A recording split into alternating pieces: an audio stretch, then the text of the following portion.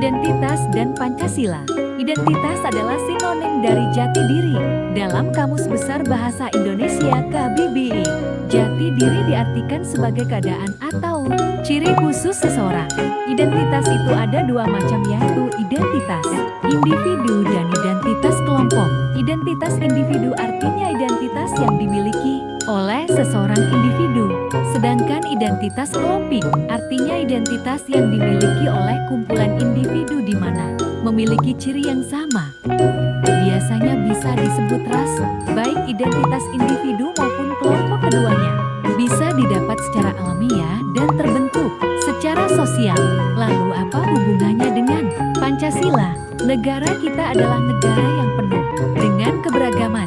Keberagaman tersebut adalah milik kita. Semuanya disatukan melalui Pancasila, di mana Pancasila sangat menghargai keragaman yang ada di negara. Pancasila sendiri muncul dari tradisi masyarakat Indonesia yang sudah ada sejak dahulu. Hatta menyampaikan bahwa Pancasila bukan hanya untuk diucap di bibir saja, namun juga harus diamalkan dalam perbuatan sehari-hari.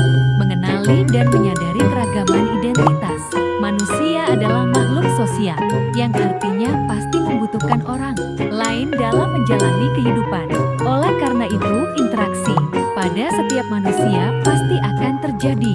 Tahukah kalian apa itu interaksi? Tahukah kalian apa itu interaksi? Interaksi adalah hubungan timbal balik antara individu dengan kelompok dan kelompok dengan kelompok. Melalui interaksi tersebut tentu saja kita akan mengenal satu sama lain. Cara lain untuk mengenal satu sama lain adalah sosialisasi.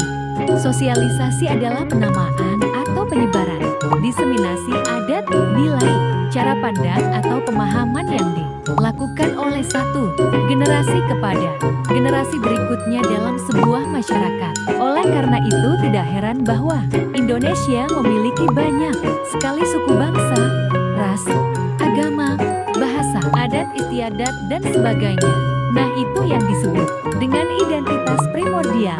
Identitas primordial secara mudah bisa kita artikan sebagai identitas suatu kelompok yang memiliki ciri sama.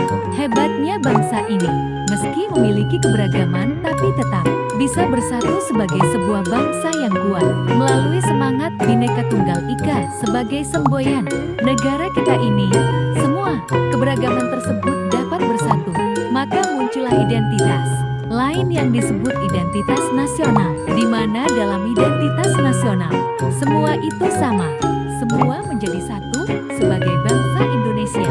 Identitas nasional itu tidak akan pernah terwujud jika tidak ada sikap saling menghargai dan menghormati satu sama lain.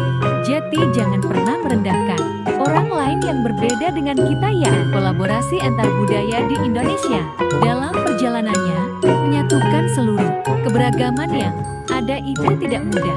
Karena ini harus dari niat hati setiap individu. Banyak kasus kekerasan yang pernah muncul di Indonesia.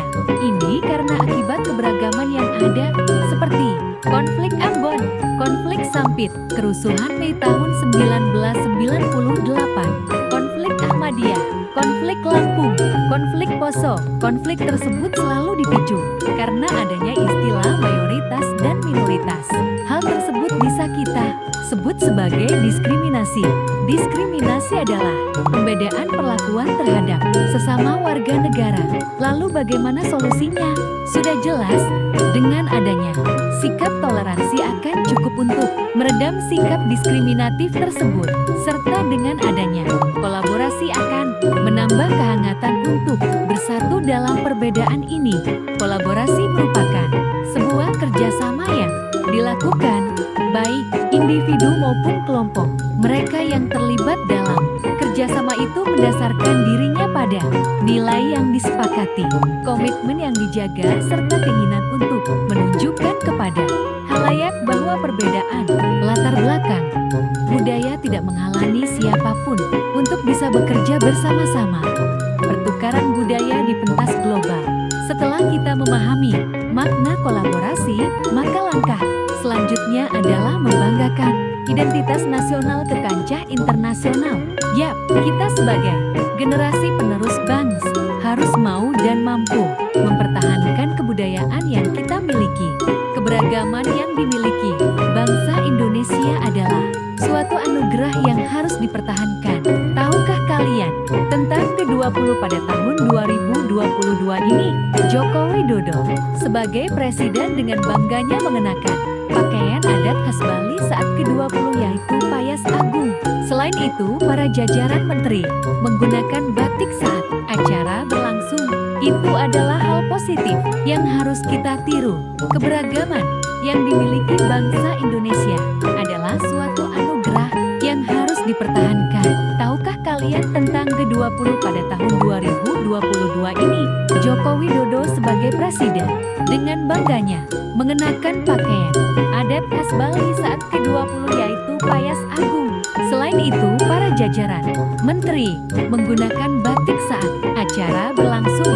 Itu adalah hal positif yang harus kita tiru. Belajar dari kekayaan tradisi. Ketika kita mempromosikan budaya kita ke tingkat internasional, tentu saja budaya asing pun akan masuk ke kita.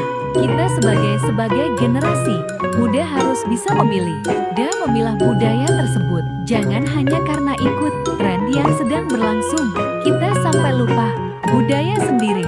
Serta jangan lupa bahwa tidak ada satupun budaya yang lebih unggul daripada budaya lain.